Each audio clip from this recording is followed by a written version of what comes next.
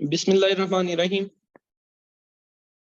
आज का हमारा जो है वो लेक्चर नंबर 9 है करंट अफेयर्स के ऊपर, और इसमें हम इंटरनेशनल करंट अफेयर्स के कुछ इंपॉर्टेंट चीज़ों को डिस्कस करेंगे, जिसमें कुछ समिट्स मीटिंग्स जो होती हैं, लीडर्स के नाम जो न्यूली सिलेक्ट लीडर हुए, कुछ बुक्स के नाम और कुछ इंपॉर्टेंट जो डेज होते हैं उनको जो है कवर करने की कोशिश करेंगे। ये इस तरह के एरियाज हैं जो एग्जामिनर के लिए हॉट फेवरेट है। वो पेपर में इनमें से पूछता ही पूछता है। ठीक है, तो इसको हम देखने की तरफ चलते हैं। सबसे पहला पॉइंट जो हमने देखना है वो जो पेपर्स में आता है वो करंट अफेयर्स में समिट्स के बारे में है, समिट्स और मीटिंग्स के बारे में। वो हमसे क्योंकि आपके जो पेपर है उसमें एटलीस्ट आपको 3 इयर्स के करंट अफेयर्स करने होते हैं, तो 2021, 2022 और 2023 आपको पता होना चाहिए कि जो डिफरेंट ऑर्गेनाइजेशंस हैं उनकी कहाँ कहाँ पे मीटिंग्स हुई, किस जगह पे वो मीटिंग्स हुई। तो सबसे पहले देख लेते हैं एससीओ, शंघाई कॉरपोरेशन ऑर्गेनाइजेशन। ये एक 9 मेंबर इंटर गवर्नमेंट ऑर्गेनाइजेशन है जो कि शंघाई चाइना में बनाई गई 15 जून 2001 को। अब इसकी आपको 3 मीटिंग्स का पता होना चाहिए। आप एक पेज के ऊपर चार्ट बनाएं डिफरेंट ऑर्गेनाइजेशंस का, और उसमें उसकी तीनों मीटिंग्स का लिखें 2021, 22 और 23 का, और उसका कोई एक्रोनिम बना के उसको याद कर लें। ठीक है, जैसे हम अभी इसका एससीओ का देखते हैं। एससीओ की जो 2021 में मीटिंग हुई थी वो ताजिकिस्तान में हुई थी। 2022 में जो मीटिंग हुई वो उज्बेकिस्तान में हुई। और जो डेट्स भी वैसे लिखी हुई हैं कि किस डेट को एग्जैक्ट हुई, तो ये सितंबर के मंथ में ही हुई, 16, 17 सितंबर, 15, 16 सितंबर। तो इनको भी वैसे याद, इस तरह के भी क्वेश्चन वो डेट का भी पूछ लेता है। जो 16, 17 ग्रेड के पेपर है ना वो थोड़े से टफ होते हैं, उसकी एग्जामिनर की कोशिश होती है वो मुश्किल से मुश्किल क्वेश्चन ही बनाए। तो ताजिकिस्तान, उज्बेकिस्तान, और नेक्स्ट जो इसकी मीटिंग हुई 2023 की, वो इंडिया के अंदर हुई है।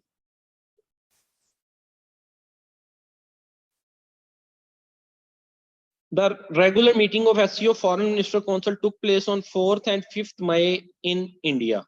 तो लेटेस्ट जो इनकी मीटिंग है एससीओ की, शंघाई कोऑपरेशन ऑर्गेनाइजेशन की, वो जो है इंडिया के अंदर हुई है। तो ये आप एक चार्ट बनाएं इस तरह से करके, यहाँ पे लिखें एससीओ, मतलब कि ये ऑर्गेनाइजेशन का नाम है। यहाँ 21, ये 22 और ये 23। 22 में लिखें आप ताजिकिस्तान, 23 में आप लिखें उज्बेकिस्तान, 22 में लिखें, 23 में आप लिखें इंडिया। TUI इसका मुखफ़फ़ बन जाएगा। फिर नेक्स्ट जो है G20 की अगर कोई मीटिंग है किस किस मुल्क में हुई उसका मुखफ़फ़ बनाएं।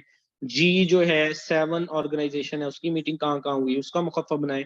एंड सिमिलरली जो भी ऑर्गेनाइजेशंस हैं उनकी जहां जहां मीटिंग होती है उसका एक चार्ट बना लें, और पेपर से पिछले दिन आप जो है आपने उसमें करंट अफेयर्स के कुछ ऐसे टॉपिक को, कुछ ऐसी डेट्स किसी पेज पे लिखने जो आमतौर पे आपको याद नहीं होती, वो आखिरी दिन रिवाइज करने के लिए होता है काम। और FIA एक्ट खास तौर पे वो भी आपने आखिरी दिन रिवाइज करना होता है। और ऐसी चीजें चाहे याद करके अगले दिन भूल जाए, पेपर की हद तक आपको याद रखनी होती है, उसके बाद आपको उनसे कोई बहुत ज्यादा कंसर्न नहीं होता। तो ये एक बड़ा इंपॉर्टेंट टॉपिक है कि वो आपसे ऑर्गेनाइजेशंस का पूछता है कि उनकी मीटिंग्स, जिसको हम समिट बोलते हैं, वो कहाँ कहाँ हुई। सिमिलरली देखिए G20 एक ग्रुप है, ग्रुप ऑफ 20। इसमें 19 कंट्री और यूरोपीय यूनियन आती है। यूरोपीय यूनियन अपने आप को एक ग्रुप के तौर पे रजिस्टर्ड कराती है। वैसे यूरोपीय यूनियन में खुद 27 मुल्क हैं, लेकिन अक्सर ऑर्गेनाइजेशन में यूरोपीय यूनियन, उनकी यूनिटी है आपस में, वो अपने आप को एक ग्रुप के तौर पे रिप्रेजेंट करते हैं। तो 19 कंट्रीज और एक यूरोपीय यूनियन 20 बन जाते हैं, और इनका मेन मकसद है एक दूसरे के इंटरनेशनल फाइनेंशियल स्टेबिलिटी कायम करना, इकोनॉमी को स्टेबल रखना, क्लाइमेट चेंज के जो मामला हैं मौसम के उनको हैंडल करना, डेवलपमेंट के मामला उनको हैंडल करना। तो ये ग्रुप ऑफ 20 है, ये वो कंट्रीज हैं जो ग्रोइंग कंट्रीज हैं, इमर्जिंग कंट्रीज हैं, ठीक है, और इनमें पाकिस्तान नहीं है। इंडिया तो डेफिनेटली होगा क्योंकि इंडिया जो है वो इस वक्त टॉप 5 में है। तो इनकी आप मीटिंग देखें G20 की, 2021 की मीटिंग इसकी होती है इटली में, 2022 की मीटिंग इसकी होती है इंडोनेशिया में, और 2023 की मीटिंग इसकी फिर इंडिया में है। III G20 की मीटिंग्स, ठीक है। इनके थीम भी समटाइम वो पूछ लेता है, 2021 वाली का थीम क्या था, 2022 वाली का थीम क्या था, 2023 वाली का थीम क्या था। तो चीजें कुछ आपको करंट अफेयर मुश्किल लग रहा होगा, डेफिनेटली लग रहा होगा, लेकिन इसमें एक चीज ये है कि जो समझने वाली चीज है अब के पेपर के लिए भी और आंदा आने वाले पेपरों के लिए भी, कि अगर एक पेपर आपका 5 या 6 सब्जेक्ट्स में से आ रहा है, 100 नंबर का वो पेपर है, हम लगा लेते हैं 20-20 नंबर के, उसने 5 सब्जेक्ट आपसे पूछने हैं, और एफपीएससी का पेपर है, एफआईए का है, इंटेलिजेंस ब्यूरो का है, एएसएफ का है, कस्टम का है, एएनएफ का है, बड़े जबरदस्त जबरदस्त जो अदारे हैं, उनका 16 या 17 ग्रेड का अगर पेपर है, इंस्पेक्टर या असिस्टेंट डायरेक्टर का, तो उसने आपको 5 सब्जेक्ट दिए हैं कि 5 जगहों से मैंने आपसे पेपर पूछना है। और जब भी इनकी एडवर्टाइजमेंट आती है तो उसके बाद आपके पास 4-5 महीने होते हैं, तो आपने हर सब्जेक्ट को एट लीस्ट जो है वो एक एक महीना ना भी दें, आप उसको 2 महीने या 3 महीने भी पढ़ें, तो 15-15 दिन एक फुल कंसंट्रेशन के साथ देने होते हैं। हम क्या करते हैं, हम Pakistan affair, Islamic studies, everyday science, ये वाले सब्जेक्ट तो पढ़ते रहते हैं थोड़े बहुत, कोई एमसीक्यूज, पाक एमसीक्यू से पढ़ लिए, कोई दाएं बाएं, कभी जो है ग्रुप के अंदर कोई मैसेजेस वगैरह आगे, वहां से 2-4 एमसीक्यूज पढ़ लिए, तो वो भी वैसे हमारी फुल तैयारी नहीं होती जिसको कवरेज कहते हैं, लेकिन वो कुछ सुने सुने लफ्ज होते हैं। लेकिन करंट अफेयर्स की चीजें, समिट्स, लीडर्स कौन कौन से आगे, किन डेटों को आगे, कौन कौन सी स्पोर्ट्स हो गई, फीफा का कौन जीत गया, पॉलिटिकल लीडर्स कौन आगे, ये चीजें हमारे लिए बिल्कुल न्यू हो जाती हैं। तो करंट अफेयर्स को तैयार करने के लिए, वैसे हमारा ये अब काफी दिन से चल रहा है करंट अफेयर, और अभी भी आपके दिन पड़े हैं आगे, तो उसको तैयार करने के लिए एक तो जैसे एंगेजमेंट करनी पड़ती है पूरे 10-12 दिन की आपको, जैसे आप बाकी सब्जेक्ट्स के लिए करते हैं, 4-4 5-5 घंटे डेली पढ़ते हैं, फिर ही चीजें आपको याद होती हैं। फिर इसके लिए करंट अफेयर के लिए खासकर आपको न्यूज सुननी पड़ती है डेली बेसिस पे, डेली आपको न्यूज सुननी पड़ती है, डेली डॉन न्यूज़पेपर पढ़ना पड़ता है, फिर जाके आपके 80 प्लस या 90 के लगभग नंबर आते हैं किसी सब्जेक्ट में। वन पेपर एमसीक्यू की डिफिकल्टी लेवल एफआईए का एग्जाम का, आईबी के एग्जाम का कम नहीं होता सीएसएस के एग्जाम से भी। वो ठीक है, सीएसएस एग्जाम्स 12 सब्जेक्ट पे है, उसके सब्जेक्ट ज्यादा है, प्रेशर उसमें ज्यादा है, लेकिन अगर नॉलेज की बात कर लें तो वन पेपर का भी जो नॉलेज है वो आपको तैयार करने के लिए जैसे सीएसएस पीएमएस के स्टूडेंट का नॉलेज होता है वैसे ही नॉलेज तैयार करना पड़ता है, बल्कि ऑब्जेक्टिविटी के साथ आपको वो 4 में से आंसर भी निकालना है उसका। बड़े क्वेश्चन में तो आप चलें वो कोई लिखना शुरू कर देते हैं ना, बार बार रिपीट करके कोई पेजेस भर देते हैं, इसमें तो एग्जैक्ट बताना होता है आपने। तो इसकी फुल फ्लेज तैयारी आप में से कई लोग कर भी रहे हैं और बड़े अच्छे पहले भी नंबर लेते रहे हैं। अगर किसी की वीक है तो वो आगे मतलब प्रॉपरली इसको पढ़ते रहें, कंटिन्यू रखते रहें, अपनी रोज का 4 से 5 घंटे चाहे सेल्फ स्टडी करते रहें, किया करें, तभी जाके एग्जाम जो है वो क्लियर होते हैं। तो अब ये समिट्स में देखें, G20 में इटली, इंडोनेशिया, और नेक्स्ट जो G20 की 2023 की मीटिंग है ये अभी हुई नहीं है, अभी होनी है गालबन सितंबर में, तो ये जाके होनी है, ये भी इंडिया में होनी है।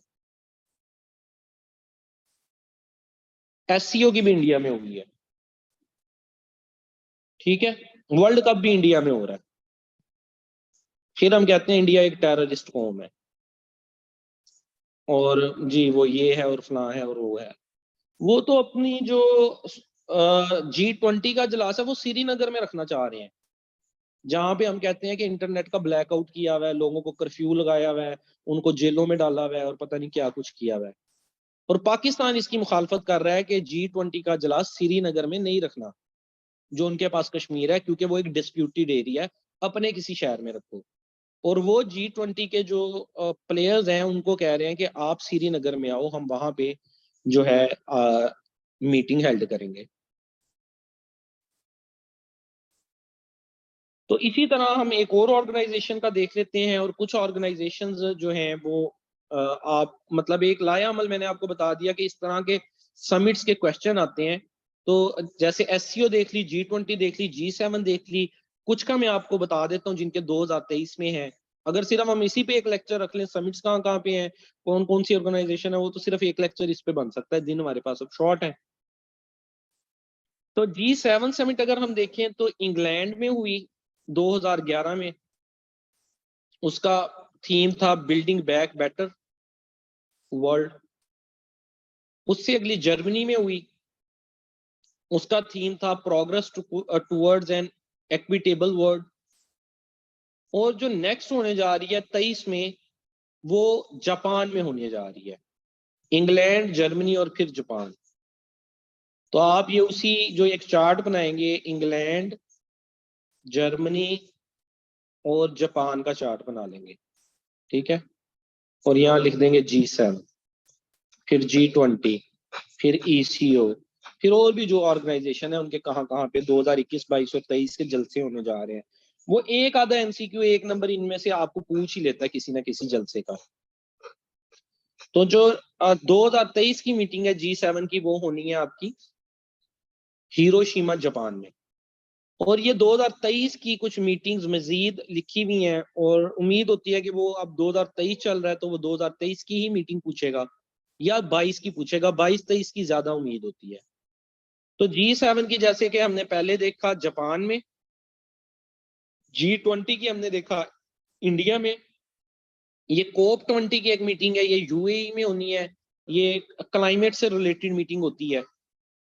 SCO की समिट हमने पीछे देखा इंडिया में। फिर ब्रिक्स एक अदारा है, उसकी साउथ अफ्रीका में होनी है। 2022 में ब्रिक्स की चाइना में हुई थी। ये वाला आप राइजीना डायलॉग चाहे छोड़ दें। UN वाटर कॉन्फ्रेंस जो है वो न्यूयॉर्क में होनी है। तो ये 7-8 समिट जो हैं एटलीस्ट आपको याद होनी चाहिए कि इनके जलसे जो हैं वो कहाँ कहाँ किस किस मुल्क में होने हैं। ये हमारा समिट से रिलेटेड हो गया। उसके बाद कुछ क्वेश्चन हैं वो आपसे पूछता है कोविड से रिलेटेड। अगर आपको जो मैंने पेपर दिए थे उसको आप पढ़े होंगे तो उसमें आप देखते होंगे कि वो पूछता है डेल्टा जो वेरिएंट है कोविड का, वो किस कंट्री में इमर्ज हुआ है।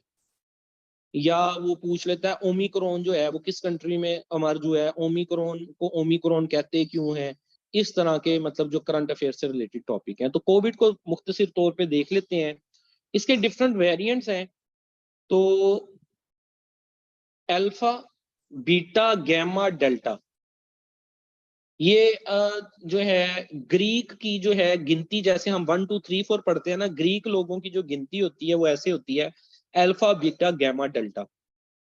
पहले कंट्रीज से रिलेट किए जा रहे थे नाम। जो भी वायरस न्यू वेरिएंट होता था, चेंज कर लेता था अपने आप को, उस कंट्री का नाम दे दिया जाता था। Indian virus, Chinese virus, Brazilian virus, ये जो पिछले सालों में निकलते रहे।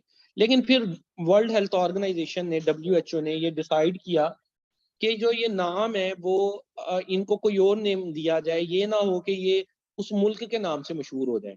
तो फिर अल्फा जो UK से निकला उसको अल्फा कहा जाता है, जो साउथ अफ्रीका से निकला उसको बीटा कहा जाता है, ब्राजील से जो निकला उसको गैमा कहा जाता है, इंडिया से जो निकला उसको डेल्टा कहा जाता है।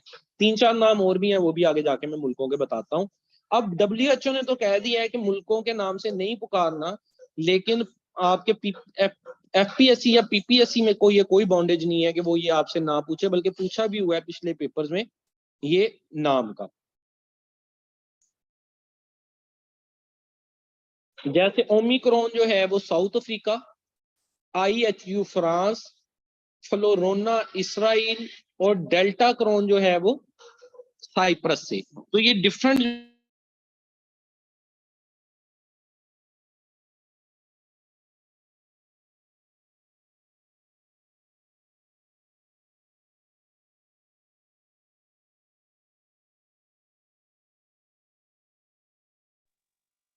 जी, सॉरी म्यूट हो गया था। तो ये कुछ नाम है वायरस के। तो Omicron south Africa, IHU France, flurona Israel और डेल्टा क्रॉन जो है साइप्रस। ये इन कंट्रीज से जो वायरस डिफरेंट आइसोलेट हुए, कोरोना की डिफरेंट टाइप्स, उनके नाम है।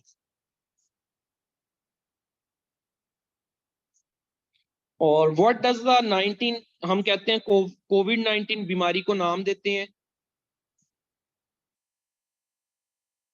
तो 19 से क्या मुराद होता है? 19 इसको इसलिए कहते हैं क्योंकि ये डिजीज जो है 2019 में डिस्कवर हुई थी, आइडेंटिफाई हुई थी, आखिरी इवन आखिरी दिन 31 जनवरी 2019 को। लेकिन चूंकि दिन लग गया 2019 का, तो इसको कोविड-19 बोला जाता है। ये पेंडेमिक कब डिक्लेयर हुई थी?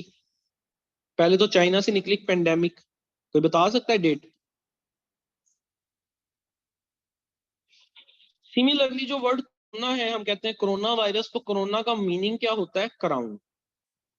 क्योंकि इसका शेप जो है कुछ इस तरह क्राउन टाइप है, ऐसे। तो कोरोना का मतलब है क्राउन।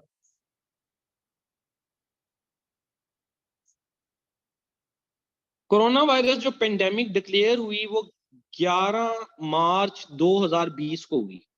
पेंडेमिक का मतलब होता है कि सारी दुनिया के लिए खतरे का बाइस, जो सारी दुनिया में ऑल ओवर द वर्ल्ड हो, जिसको डिक्लेयर फिर WHO करता है, वर्ल्ड हेल्थ ऑर्गेनाइजेशन करती है। तो वर्ल्ड हेल्थ ऑर्गेनाइजेशन ने 11 मार्च 2020 को डिक्लेयर किया था कि कोरोना जो है वो एक पेंडेमिक है। और ये जो शख्स नजर आ रहा है, ये डायरेक्टर है WHO का, और इसका नाम है, डायरेक्टर जनरल है डॉक्टर टेड्रोस एधानोम। तो WHO का अब भी यही है। तो जो ऑर्गेनाइजेशंस होती हैं डिफरेंट, उनके सरबराहों के नाम भी पूछ लिए जाते हैं। फॉर एग्जाम्पल, यूनाइटेड नेशन का जनरल सेक्रेटरी कौन है? Antonio Guterres. नेटो का सरबराह कौन है? स्टोलनबर्ग। इस तरह के जो नाम है डिफरेंट ऑर्गेनाइजेशंस के, जो हेड होते हैं, उनके नाम भी पेपर में पूछ लिए जाते हैं। नहीं, साउथ अफ्रीका से इसका तल्लक नहीं है। इसका तल्लक जो है वो इथोपिया से है,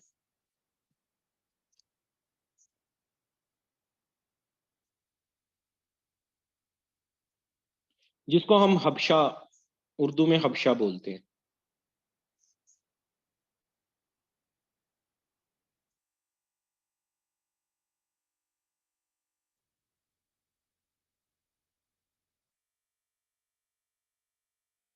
अच्छा, उसके बाद बुक्स के कुछ नेम्स पूछ लिए जाते हैं।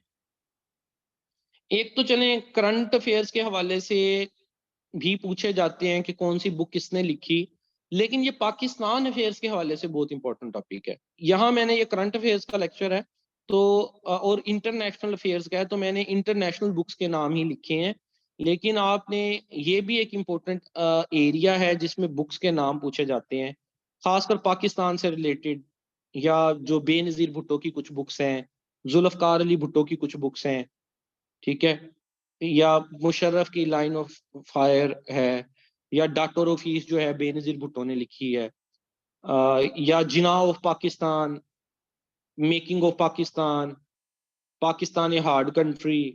इस तरह पाकिस्तान रिलेटेड कुछ इस तरह भी बुक्स के नाम पेपर में पूछे जाते हैं। ये भी एक इंपॉर्टेंट एरिया है। तो कुछ इंटरनेशनल बुक्स का देख लें। बेस्ट सेलर बुक है 2023 की, इसका नाम है स्पेयर। ये प्रिंस हैरी ने लिखी है। प्रिंस हैरी यूनाइटेड किंगडम का प्रिंस है, लेकिन इसने अपनी जो एक रॉयल फैमिली है, बादशाहत वाली, उसको छोड़ दिया था। और जो है, फिर इसने भी आजकल बुक लिखी है जिसका नाम स्पेयर है, और ये बेस्ट सेलर बुक्स में से एक बुक है 2023 की। सिमिलरली वो पूछता है how to prevent the next pandemic, book किसने लिखी? तो ये कौन शख्स आपको नजर आ रहा है सामने जिसने हाथ में बुक पकड़ी हुई है?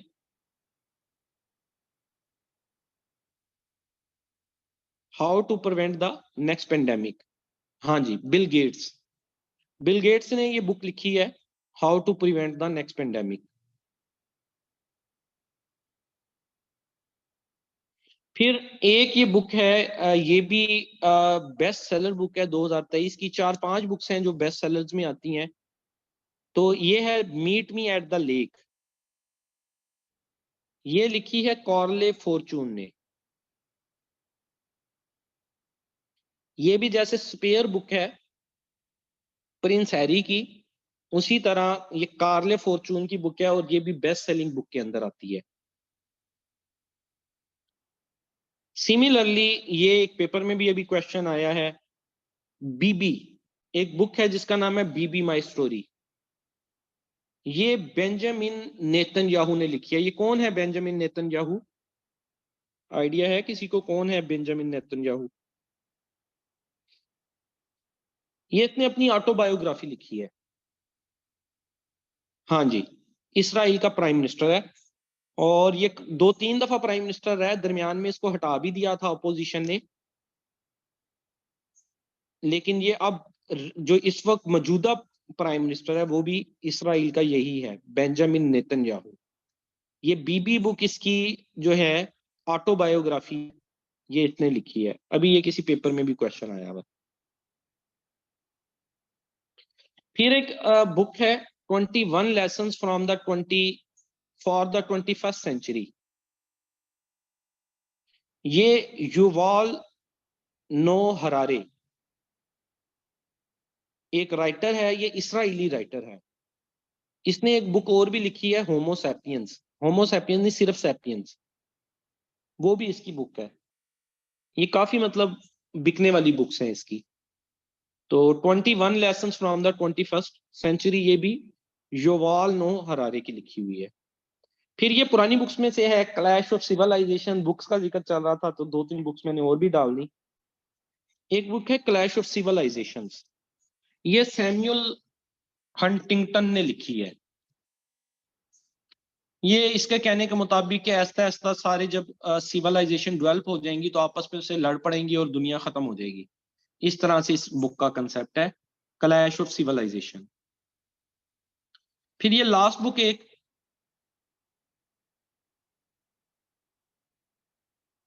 लॉन्ग वॉक टू फ्रीडम, ये है नेल्सन मंडेला की। ये इसकी ऑटोबायोग्राफी है अपनी, नेल्सन मंडेला की, लॉन्ग वॉक टू फ्रीडम। और नेल्सन मंडेला कौन है? ये साउथ अफ्रीका का लीडर जो है रहा है, और ये इसकी अपनी ऑटोबायोग्राफी है।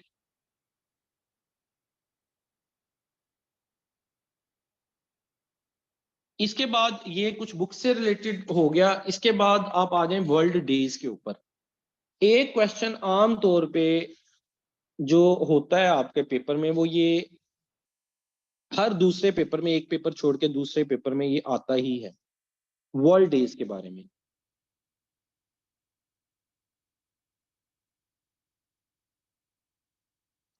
बराक ओबामा की बुक का भी होगी कोई, जारी बात है, उसने भी लिखी है। ये अंग्रेज लिखते रहते हैं किताबें, वो देख लीजिए, मेरे माइंड में उसका नाम नहीं है। फिर एक नेक्स्ट टॉपिक जो करंट अफेयर्स में आमतौर पे पूछा जाता है, वो वर्ल्ड डेज के हवाले से पूछा जाता है। जैसा कि ये भी पास पेपर में आया, ब्रेली डे कब मनाया जाता है? ब्रेली डे 4 जनवरी को मनाया जाता है। ब्रेली से मुराद क्या होता है? ये जो लोग जिनको दिखाई नहीं देता या कम दिखाई देता है, उनके लिए सिस्टम होता है। जैसे जो नबीना लोग होते हैं वो भी पढ़ते हैं ना, स्पेशल स्कूल खुले होते हैं इनके लिए। तो वहां वो पढ़ते कैसे हैं? जो अपना गूंगे बहरे भी होते हैं, जिन्हें सुनाई नहीं देता, तो ये सिस्टम होता है। ये हाथों से ये जो है लिखा हुआ जो है, ये मोटे मोटे अल्फाज, मतलब उभरे हुए अल्फाज होते हैं, उनको अपने हाथों से फील करते हैं, और इनकी ट्रेनिंग कराई जाती है बकायदा, जिससे ये पढ़ पाते हैं। तो इनके लिए एक डे मनाया जाता है जिसको ब्रेली डे बोलते हैं। ब्रेली एक सिस्टम होता है पढ़ने का, मोटे हरूफ को किताब के ऊपर, वो उभरे हुए हरूफ होते हैं और वो हाथ की मदद से पढ़े जाते हैं। तो ये भी पास पेपर में आ चुका है और अक्सर आ जाता है। सिमिलरली मैंने बस 2-3 डेज ऐड किए हैं आपके हिंट बताने के लिए कि डेज पूछे जाते हैं, बाकी आपको फाइल्स दी हैं उसमें डेफिनेटली अगर 2021 वाली दी है, 22 वाली, 23 वाली, तो तीनों फाइलों में ये आपने देखा होगा एमसीक्यू होगा। जनवरी के मंथ में कौन सा डे मनाया जाता है? 4 जनवरी को बरेली डे मनाया जाता है। सिमिलरली 22 मार्च को कौन सा डे मनाया जाता है? वो मार्च के महीने में जो करंट अफेयर है उसमें लाजमी होगा वर्ल्ड वाटर डे, और पूछा भी जाता है पेपर में आमतौर पे ये क्वेश्चन।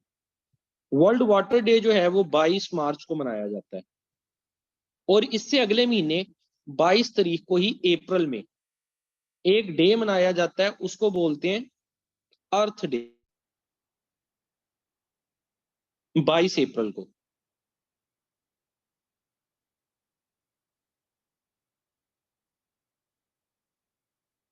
यहाँ पे ये जो मैं आपको फाइल दूंगा लिंक है, ठीक है, यूनाइटेड नेशन ऑर्गेनाइजेशन का, उसके ऊपर डेज का पूरा चार्ट है कि कौन सी तारीख को कौन सा डे बनाया जाता है।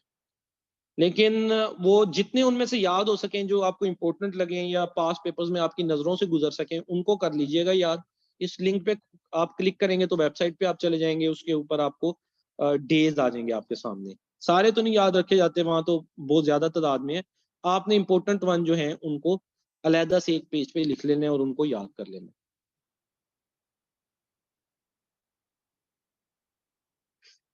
इसके बाद का जो टॉपिक है वो है जी आपका currently elected president and prime ministers. एक क्वेश्चन करंट अफेयर्स में इस टाइप का भी होता है, जिसमें वो आपसे पूछता है कि न्यूली 2022 और 23 का मोस्टली वो पूछेगा कि फलां एरिया में कौन बंदा जो है वो एज ए प्राइम मिनिस्टर या प्रेसिडेंट सेलेक्ट हुआ है। तो अभी 2023 में देखिए क्या खूबसूरत शख्स है, नाइजेरिया का प्रेसिडेंट 29 मई 2023 को ये नाइजेरिया में सिलेक्ट हुआ है। इसका नाम है बोला टिनोबो। अब चाहे वो ऐसा मुल्क जिसका आपने नाम भी ना सुना हो, अब पिछले साल 2022 में एक फीमेल सिलेक्ट हुई थी ट्यूनिस में, नेजला बोडन, उनका पूछा हुआ था। अब ट्यूनिस कोई मुल्क इतना बहुत ज्यादा अहम नहीं है, मतलब जैसे अहम मुल्क हैं इटली, फ्रांस, जर्मनी या पाकिस्तान के इर्द गिर्द बांग्लादेश, इंडिया, ये वो जिनसे पाकिस्तान के रिलेशन होते हैं। लेकिन क्योंकि वो सिलेक्ट हुई थी एक न्यू, तो उनके बारे में क्वेश्चन पूछ लिया उसने। अब नेजला बॉर्डन नहीं है, अब चेंज हो गई है। तो नाइजेरिया का जो प्रेसिडेंट है वो बोला तिनुबू है। सिमिलरली जून 2023 में अभी ये 2 महीने पहले एक कंट्री है जिसका नाम है सीरा लियोनी, उसका एक प्रेसिडेंट बना है जिसका नाम है जूलियस मादा बायो। अब देखें ना, इसके नाम की समझ आती है ना इस मुल्क का नाम आपने कभी सुना होगा। लेकिन आप पेपर में देखेंगे, अभी जब पेपर होने हैं तो असिस्टेंट डायरेक्टर के 4 पेपर होने हैं और इंस्पेक्टर के मेरा ख्याल है 6 के 8 हैं, कोई 10-12 पेपर बन जाने हैं ओवरऑल। तो उनमें आप देखेंगे इस तरह के एमसीक्यूज करंट अफेयर में होंगे।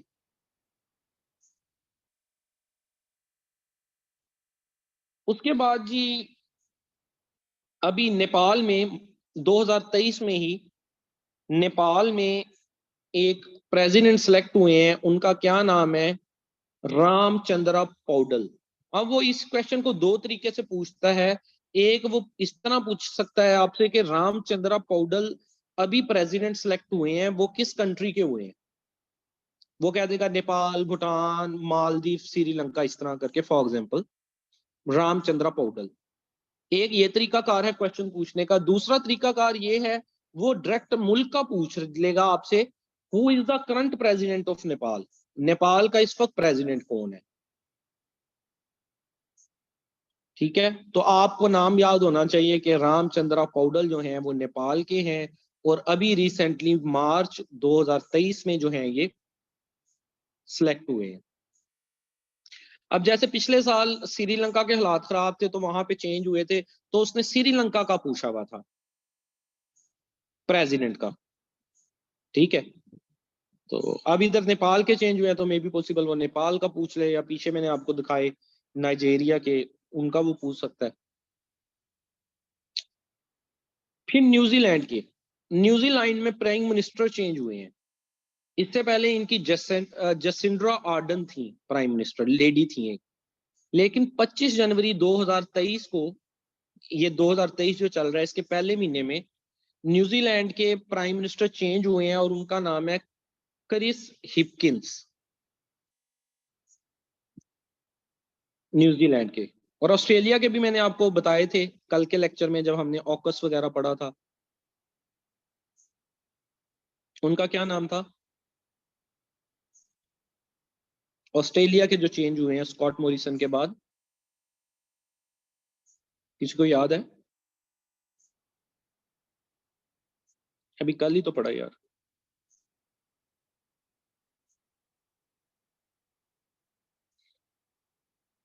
एंथोनी ब्लिंकन, ऑस्ट्रेलिया के। ये ऑस्ट्रेलिया और न्यूजीलैंड साथ साथ ही है ना मुल्क। उसके बाद 2022 में इटली की प्राइम मिनिस्टर जो हैं वो सिलेक्ट हुई हैं। उनका नाम पूछा जाएगा और आप देख लें, तस्वीर देख लें, इनकी पूछने का हक भी बनता है। Giorgia Meloni, who is the current prime minister of Italy. ये 22 अक्टूबर 2022 को सिलेक्ट हुई हैं प्राइम मिनिस्टर के तौर पे इटली की जॉर्जिया मेलोनी। इसी तरह बांग्लादेश के, ये हमने पहले मैंने आपको लास्ट लेक्चर्स में भी बताया था, 13 फरवरी 2023 को इनके जो हैं प्रेसिडेंट चेंज हुए हैं। उनका नाम है Mohammad Shahabuddin.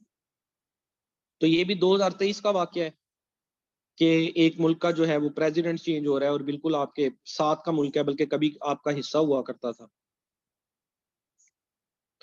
Similarly United kingdom के, इनका तो आपको मोस्टली को पता ही है, 25 अक्टूबर 2022 को चेंज हुए हैं प्राइम मिनिस्टर। ऋषि सोनक इनका नाम है। इससे पहले लिज ट्रुस थी, उससे पहले जो है वो बोरिस जॉनसन थे। तो जो इस वक्त करंट वहां सर्विंग कर रहे हैं प्राइम मिनिस्टर यूनाइटेड किंगडम में, उनका नाम है ऋषि सोनक।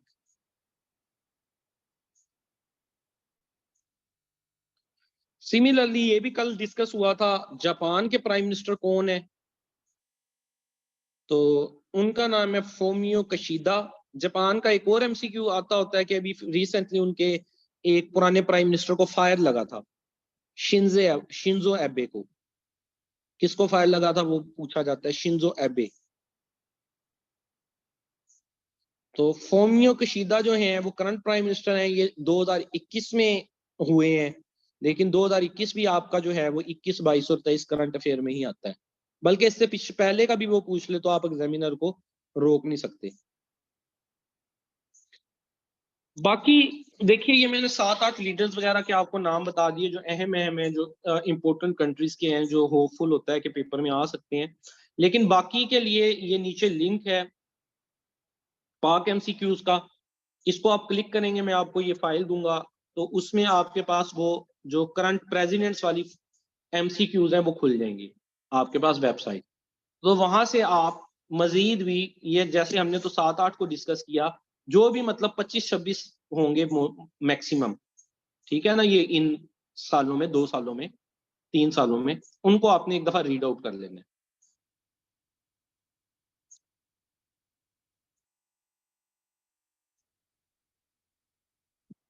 इसके बाद एक छोटा सा टॉपिक है फलस्तीन और इसराइल का कंफ्लिक्ट। ये वैसे एक्सटेंसिव टॉपिक में चला जाएगा। तो फलस्तीन इसराइल, चलें इसमें हम फलस्तीन और इसराइल को थोड़ा सा,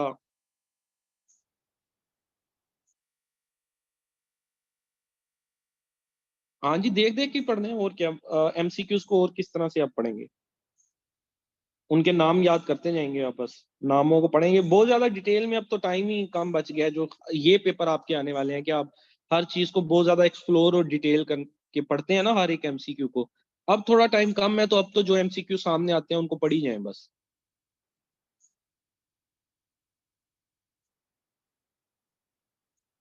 अच्छा, फलस्तीन इसराइल कंफ्लिक्ट जो है, इसके बारे में देखते हैं हम। फलस्तीन और इसराइल जो हैं वो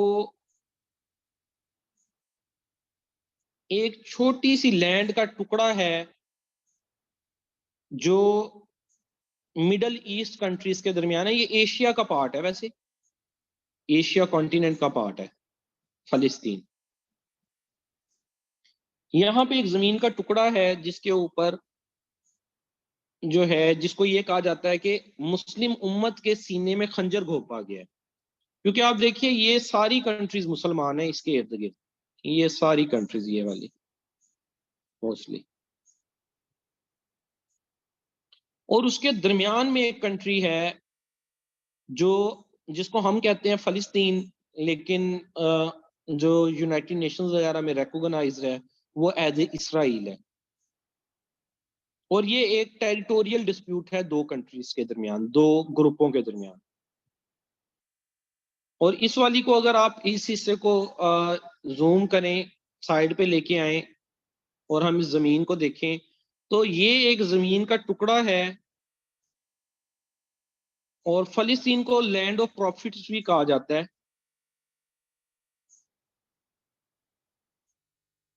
मोस्टली पैगंबर जो हैं वो यहीं पे आए हैं, यहीं पे उतरे हैं।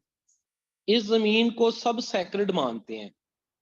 मुसलमानों के लिए भी ये एक सैक्रेड जमीन है। सैक्रेड से मुराद मुकद्दस, क्योंकि यहाँ पे बैतुल मुकद्दस है जहां पे हम पहले मुसलमान इस तरफ मुंह करके नमाज पढ़ा करते थे, बाद में खाना काबा की तरफ हुआ था।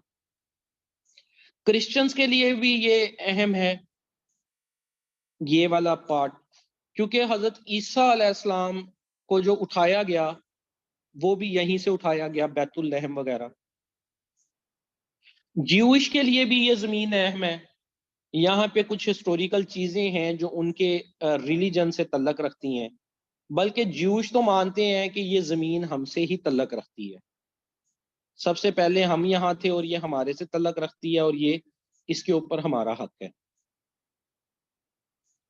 तो फिर ये जो है डिफरेंट द्वार में रहते, पहले शुरू में यहाँ ज्यूइश थे, लेकिन फिर यहाँ क्रिश्चियंस आ गए, क्रिश्चियंस के बाद मुस्लिम्स आ गए, मुस्लिम से फिर क्रिश्चियन आ गए, फिर सुल्तान सलाहुद्दीन अयूबी ने दोबारा ये एरिया वापस ले लिया सलीबी जंगों के बाद। फिर यहाँ पे मुसलमान आ गए,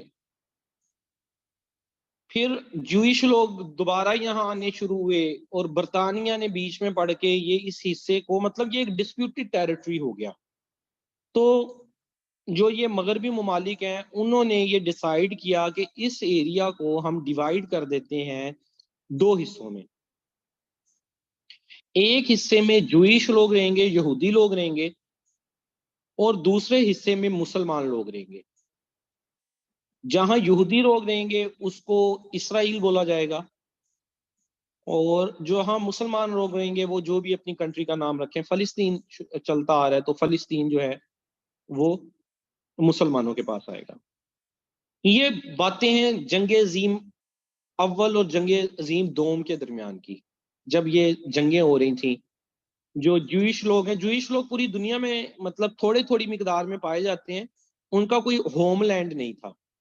तो अंग्रेजों ने ये देखते हुए कि इनके लिए भी एक कंट्री होनी चाहिए जहां पे सिर्फ जूइश लोग रहते हो, ज्यूइश के नाम पे जो कंट्री हो, यहूदियों के नाम पे।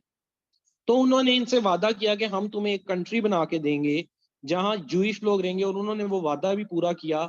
और जितने दाएं बाएं मुल्कों में यहूदी लोग थे जो वर्ल्ड वार 1 में, वर्ल्ड वार 2 में मारे मुरे गए होलोकास्ट वगैरह के वाक़े में, तो जो बाकी के बचे वो इस तरफ आके रहना शुरू हो गए।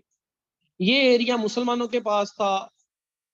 मगरबी ममालिक ने डिसाइड किया कि इस एरिया को डिवाइड करके कुछ एरिया दे दिया जाए मुसलमानों को और कुछ एरिया दे दिया जाए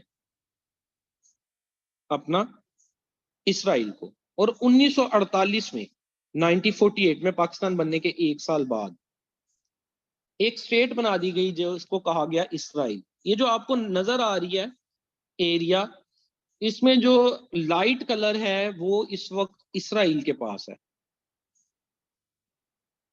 और जो डार्क कलर के सिर्फ दो छोटे छोटे पैचेस हैं, एक ये और एक ये, इस पे मुसलमानों के पास है। और मुसलमानों के भी दो अलग अलग ग्रुप इनके ऊपर हैं। वेस्ट बैंक बैंक पे अलहदा है, और गजा स्ट्रिप इनको कहा जाता है, वेस्ट बैंक और गजा स्ट्रिप। वहां पे अलग अलग जो मुसलमानों के दो ग्रुप रहते हैं।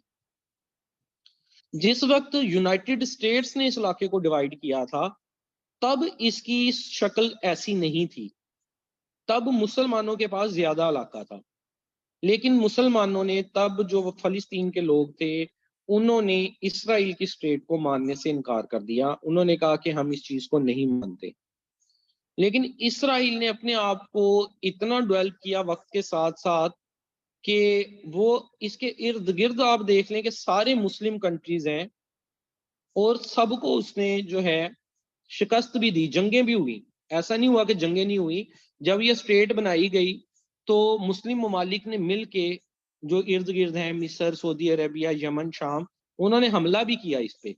लेकिन ये टेक्नोलॉजिकली इतने एडवांस थे, और इनको जो है अमेरिका और यूनाइटेड किंगडम ने, बरतानिया ने सपोर्ट किया कि वो जंगें हम हारे। ना सिर्फ वो जंगें मुसलमान ममालिक हारे, बल्कि इन्होंने उन मुसलमान ममालिक के एरियाज पे भी कब्जा कर लिया था। सीरिया के गोलान हाइट्स वगैरह, जॉर्डन, सीरिया, उधर गोलान हाइट्स पाई जाती है, उन पे भी कब्जा कर लिया था।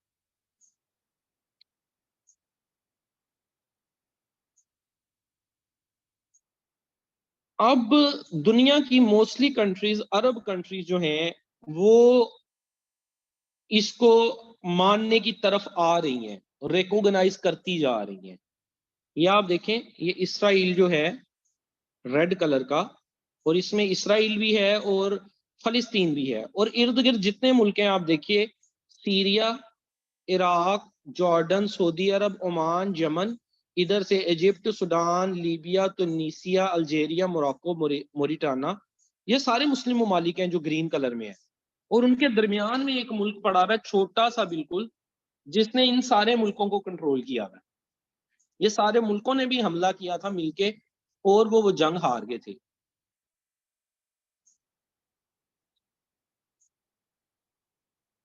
क्योंकि ये टेक्नोलॉजिकली एडवांस हो गए हैं, डिफरेंट उसको कंट्रोल करते हैं। और इनका कंसेप्ट है इसराइल का ग्रेटर इसराइल कंसेप्ट। फिलहाल नहीं, फिलहाल के दौर में वैसे ग्रेटर इसराइल कंसेप्ट जो है, यहूदी एक दफा मुल्क सारी दुनिया पे काबज हो जाएंगे, वो सारे मामला तो इस्लाम में भी है। लेकिन फिलहाल का दौर, लेकिन इस्लाम ने कोई दौर तो मुतय्यन नहीं ना किया हुआ, ईयर्स उसमें मुतय्यन नहीं है। जैसे क्यामत भी आनी है तो क्यामत का डे मुतय्यन नहीं किया हुआ। कुछ आल दोस्त के साइन वगैरह बताए हुए हैं कि ऐसा होगा, इस तरह से होगा, लेकिन हम उसको दौर के हवाले से नहीं मुतय्यन कर सकते। तो फिलहाल अगर अगर हम आज का दौर देखें तो ऐसा नहीं है कि ग्रेटर इसराइल जो इनका कंसेप्ट है, इनका कंसेप्ट ये है कि इन्होंने ये दुनिया के दरमियान का एरिया है ना, तो इस तरह से क्रिसेंट शेप में, एक जो है ट्राइंगल की शेप में, एक इन सारे मुल्कों को फतह करके अपनी गवर्नमेंट कायम करनी है, जिसमें पाकिस्तान का भी कुछ हिस्सा आ जाएगा, ईरान भी आ जाएगा, Saudi Arab, Iraq, Syria, Oman, Yemen, Egypt, ये सारे आ जाएंगे इसमें। और उसको ये कहेंगे ग्रेटर इसराइल। जो आजकल भी हम कह हर चीज यहूदी साजिश पे नहीं डाल देते, पाकिस्तान में फलां काम हुआ, यहूदी साजिश है। पाकिस्तान को एफएटीएफ में डाला गया, यहूदी साजिश है। पाकिस्तान की गवर्नमेंट चेंज हो रही है, यहूदी साजिश है। हर चीज हम यहूदी साजिश पे डाल देते हैं। हालांकि और भी करीम मुल्क हैं, वो तो बड़े अमीर हैं, उनके खिलाफ तो ये इसराइल फिलहाल कुछ नहीं कर रहा। इंडिया के खिलाफ कुछ नहीं कर रहा। इंडिया में भी मुसलमानों की एक बहुत बड़ी पॉपुलेशन है। और इन्हीं मुस्लिम ममालिक में से अक्सर मुस्लिम ममालिक, उन्होंने इसराइल को रिकॉग्नाइज कर लिया है, उसके साथ अपनी सफारतकारी शुरू कर ली है। सऊदी अरब ने, यूएई ने, सीरिया ने, लेबनान ने, जॉर्डन ने, इन मुल्कों ने। ये सीरिया और जॉर्डन को तो इस वजह से करनी पड़ी थी क्योंकि जो है ना, अगर आप नक्शे में देखें, जब इन मुल्कों ने मिलकर हमला किया था ना इसके ऊपर, सारों ने मिलके, तो इसने उल्टा इनके एरियाज पे कब्जा कर लिया था। सीरिया और जॉर्डन के एरियाज पे इसने कब्जा कर लिया था उल्टा, यहाँ यहाँ। फिर ये एरियाज छुड़वाने के लिए सीरिया और जॉर्डन ने इनसे मुआहदा किया कि हम तुम्हें रिकॉग्नाइज करते हैं एज ए मुल्क, लेकिन हमारे एरिया वापस कर दो।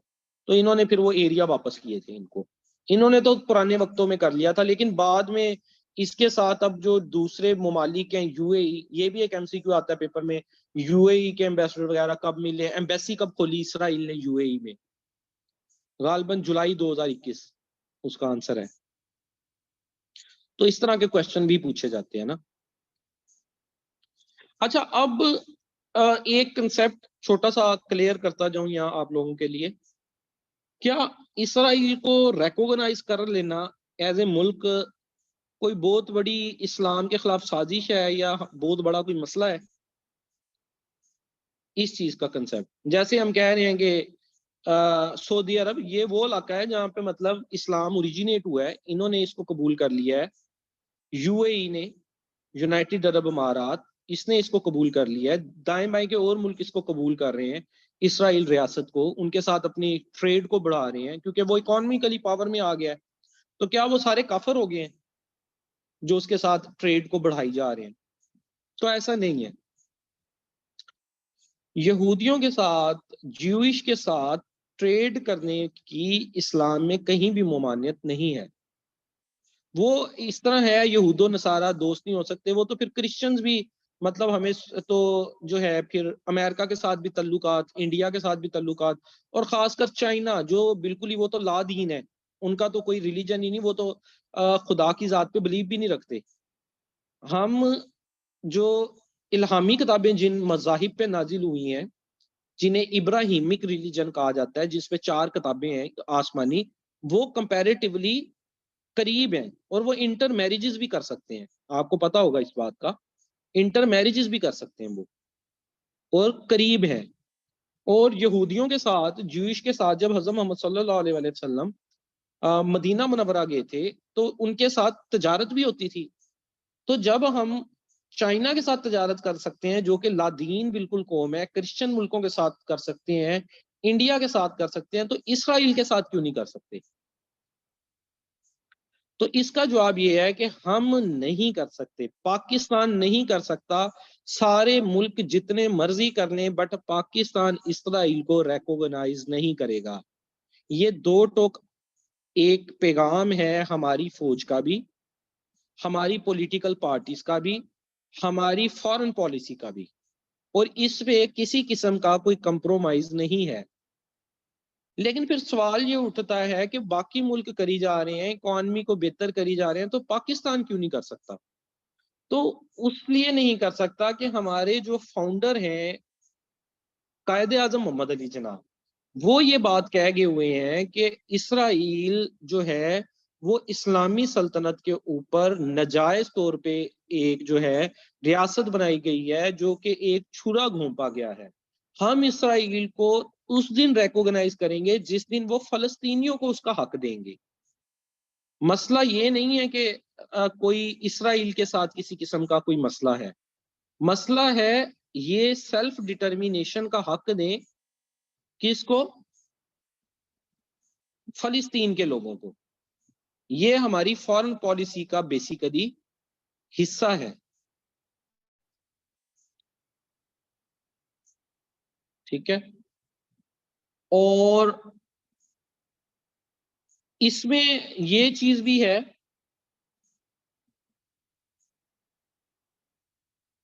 एक मिनट रुकिएगा।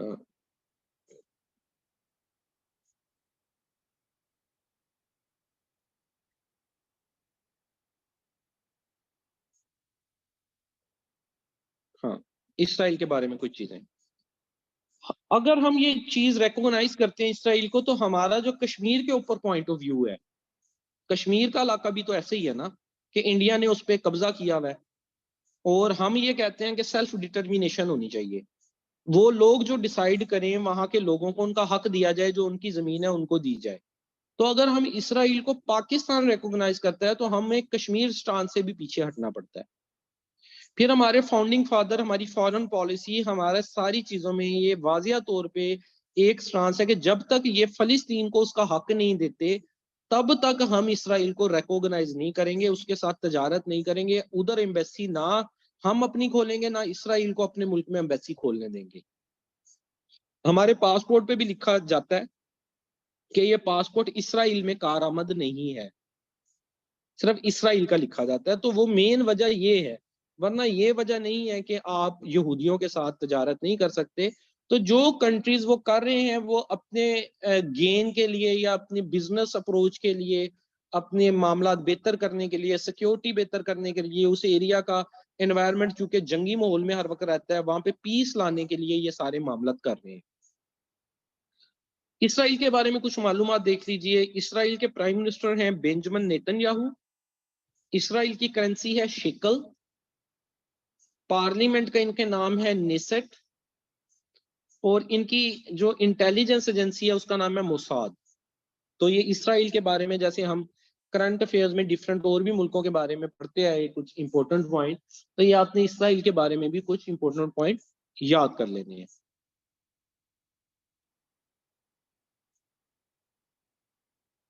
सिमिलरली जो फलस्तीन है, जिसको हम कहते हैं कि वो एक मुल्क है, उसके करंट प्राइम मिनिस्टर हैं मोहम्मद शताई।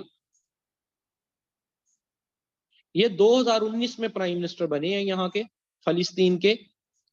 फलस्तीन में भी करेंसी शेकल ही इस्तेमाल होती है, क्योंकि फलस्तीनी लोग कोई बहुत ज्यादा मजबूत नहीं है एज ए इकोनॉमी वाइज। मतलब वो तो एक सप्रेशन में है, जिनके ऊपर जुल्म सितम हो रहा है, ना उनके पास कोई इतना खास असला वगैरह है, ना कुछ, जस्ट लाइक कश्मीरीज है, वही वाला उनका हाल है। तो वो कोई इस तरह मजबूत नहीं है। आल दो फिर भी जो उन्होंने अपनी पार्लियामेंट बनाई हुई है, उसका नाम है फलस्तीनियन लेजिस्लेटिव काउंसिल। और यासिर अरफात का नाम फलस्तीन का जब आता है तो यासिर अरफात का नाम सामने आता है। ये बड़े अरसे तक जो है यहाँ के लीडर रहे हैं, 2004 तक गालबन, फिर इनकी डेथ हो गई थी। तो यासिर अरफात का नाम जो है वो फलस्तीन के साथ अटैच्ड है।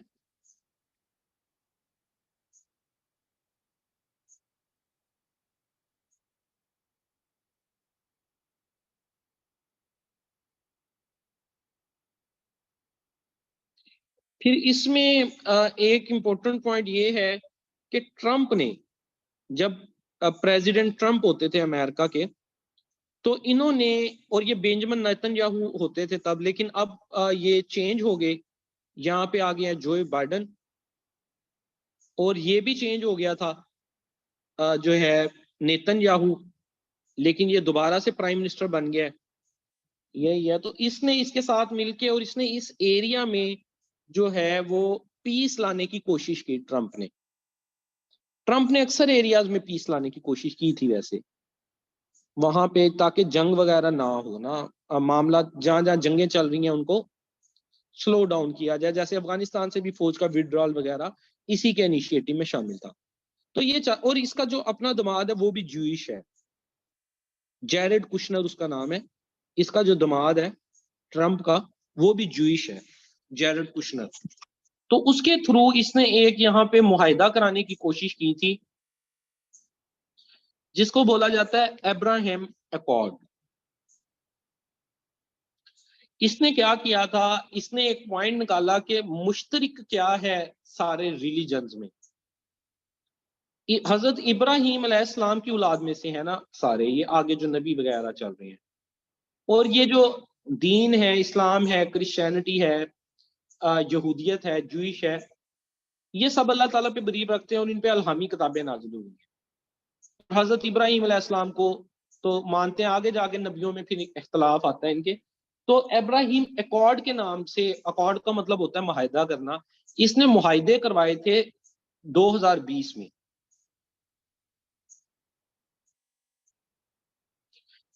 किस किस के दरमियान? UAE, Bahrain, United states mediator का रोल अदा किया। और उसने कहा कि आप लोग आपस में अपने तल्लुकात जो इर्द गिर्द कंट्रीज हैं वो अपने बेहतर कर लें, और हम उसके बदले में जो मजीद जो लैंड हैं, मतलब अब ये इतने पावर में आ चुके हुए हैं इसराइल कि ये ऐसा ऐसा जो यूनाइटेड नेशन ने 1948 का मैप दिया था ना 1948 में, कि ये इलाके मुसलमानों के हैं और ये इलाके जो हैं वो जूइश के हैं, ये इलाका इसराइल है, ये इलाका फलस्तीन है। इसने जो मुसलमानों ने तब नहीं माना कि हमने ये इलाका उनको देना है, वो इलाका क्या नहीं मानना था। आजकल तो मुसलमान कहते हैं कि 1948 वाले माहिदे को ही मान लिया जाए, यूनाइटेड नेशन उसी पे अमल करवा दे। लेकिन अब मतलब मामला लेट हो गए हैं, 1948 कहाँ और 2023 कहाँ पे आ गया है। इन्होंने अपने आप को स्ट्रॉन्ग भी बहुत कर लिया इकोनॉमिकली, मुख्तलिफ अदारों में इनके स्टेक होल्डर्स बैठे हुए हैं, अमेरिका की अक्सर कंपनीज में इनके लोग बैठे हुए हैं। तो अब वो मामला तो उस तरह से नहीं है कि अब तो मतलब जो है ना, वो कहते नहीं नमाजें पढ़वाने गए थे और रोजे गले पड़े, कि जो है वो इस तरह भी वाकया है ना कि कुछ लोग होते हैं वो दूसरों से बदला लेने जाते हैं ना, कि फलां तुमने हमारे बंदे को मारा था ना, मारपीट की थी। वो लोग उधर से जाते हैं उनसे बदला लेने, तो वो उन लोगों को मारते पीटते भी हैं और उनके कुछ लोगों को कैदी भी बना लेते हैं। तो अगली दफा जब वो जाते हैं तो वो कहते हैं पिछले वाला मामला तो छोड़ो, जो हमारे लोग कैदी बनाए हुए हैं ना उनको आजाद कर दो। तो वो इस तरह का मामला कुछ इस वक्त बना हुआ है, कि हम कह रहे हैं कि मुसलमानों का स्टांस है कि एट लीस्ट जो यूनाइटेड नेशंस ने 1948 में कहा था, जो बाउंड्रीज इसकी मुकर्रर की थी उसके ऊपर आ जाए। लेकिन इसराइल अब वो इतनी पावर में आ चुका हुआ है कि मैंने आपको एरियाज दिखाए पीछे नक्शे में, कि सिर्फ 2 स्ट्रिप्स मुसलमानों के पास रह गई हैं, और उनको भी ये ऐसा ऐसा उन इलाकों में भी अपनी जो प्रेजेंस है उसको स्ट्रोंग करता जा रहा है। ठीक है, तो इसमें जो है यूएई और फिर बहरीन, इन्होंने कबूल किया, 2-3 मुल्कों ने बाद में मजीद कबूल किया, और उससे पहले इजिप्ट 1979 में और जॉर्डन 1994 में इसराइल को ऑलरेडी तस्लीम कर चुके हैं। और ये नीचे वाले 2 मुल्क भी इसलिए तस्लीम कर चुके हैं कि इनके इलाकों पे कब्जा कर लिया था उन्होंने, इसराइलियों ने। तो इन्होंने कहा कि कम से कम हमारे इलाके तो वापस कर दो, आपकी जो लड़ाई है वो चलो फलस्तीन के साथ है, उनके साथ लड़ते रहो, जो तुमने हमारे इलाके कब्जे में कर लिए वो तो वापस कर दो, हम तुम्हारे साथ अपने रिलेशन डिप्लोमेटिक बेहतर कर लेते हैं। तो ये जी इस तरह फिर इब्राहिम अकॉर्ड भी था एक जो है, ये थोड़ा सा एक जो है इंटरनेशनल हवाले से टॉपिक, वैसे भी हमें पता होना चाहिए हमेशा, मतलब 2 टॉपिक्स जो मुसलमानों के बहुत ज्यादा हम सुनते हैं, कश्मीर इशू, वो पाकिस्तान अफेयर में मैंने आपको कराया, और दूसरा फलस्तीन का इशू, तो फलस्तीन का बेसिकली इशू है क्या उसके बारे में। तो जी कोई क्वेश्चन वगैरह हो जो है तो वो आप पूछ लें, और लेक्चर के बाद में आपको अभी या मे बी सुबह जब भी टाइम मिलेगा 9 के 9 लेक्चर करंट अफेयर्स के आपको भेज दूंगा। 2 दिन आपके पास हैं, कल संडे है और उसके बाद मंडे 14 अगस्त। इन 2 दिनों में आप ये लेक्चर और 2023 वाली फाइल्स, अब 2023 वाली फाइल्स पे आ रहे हैं, ठीक है, उनको फाइलों को आपने पढ़ लेना है, और उसका आपका एक टेस्ट हो जाएगा 50 मार्क्स का। ठीक है, तो वो आप टेस्ट दे लें, और उसके बाद भी कुछ करंट अफेयर जो आपका पोर्शन रह गया उसको पढ़ते नहीं। उसके बाद तो हमारे जस्ट अब FIA एक्ट के ऊपर 2 लेक्चर होने हैं। ठीक है जी, तो अब ये इसकी अच्छे से तैयारी करें, एग्जाम आपका जस्ट 1 वीक रह गया है। तो करंट अफेयर्स की, FIA एक्ट की, जो दूसरे सब्जेक्ट्स हैं जो आपको लगता है जिस चीज में आपके कम नंबर आते हैं, हर बंदे को अपनी इरा का पता होता है, एरिया का पता होता है कि वो किस में ज्यादा वीक है और उसमें किसके नंबर किस एरिया में वीक आते हैं। तो उस एरिया की ज्यादा अच्छे से तैयारी कर लें।